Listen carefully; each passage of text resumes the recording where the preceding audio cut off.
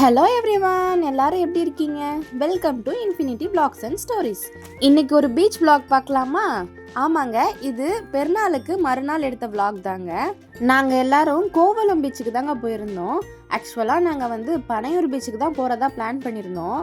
அப்புறம் அப்படி இப்படின்னு எல்லாரும் பேசி கோவளம் பீச்சுக்கு போகலான்னு முடிவு பண்ணிட்டாங்க. மாமியும் தான் எங்கள் கூட வந்திருந்தாங்க.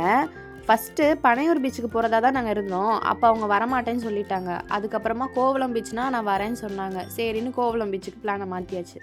ரம்ஜானுக்கு மறுநாள் போயிருந்தோம்ல, அதனால செம்ம கூட்டமாக இருந்துச்சு. இந்த அளவுக்கு கூட்டம் நான் இது வரைக்கும் பார்த்ததே இல்லைங்க.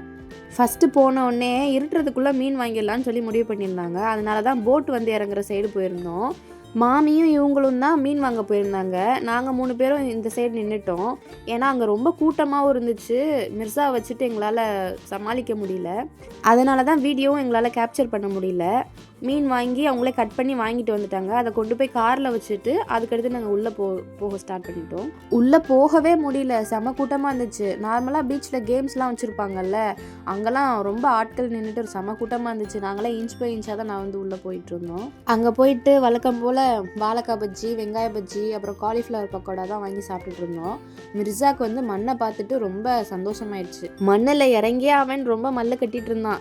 சரி வேறு வழி இல்லாமல் சரி செத்த நேரம் இருக்கட்டும்னு சொல்லி இறக்கி விட்டோம். பார்த்தா நல்லா மண்ணள்ளி மேலே அவன் மேலே போடுறது, எல்லார் மேலேயும் வீசுறதுமா இருந்தான். இது சரி வராதுன்னு சொல்லிட்டு அங்கேருந்து கிளம்பியாச்சுங்க. சரி பிள்ளையால மண்ணில் ரொம்ப தூரம் நடக்க முடியாதுன்னு சொல்லி தூக்குனா, அதெல்லாம் முடியாது நடந்தால் வருவேன்ட்டு இறங்கிட்டான்.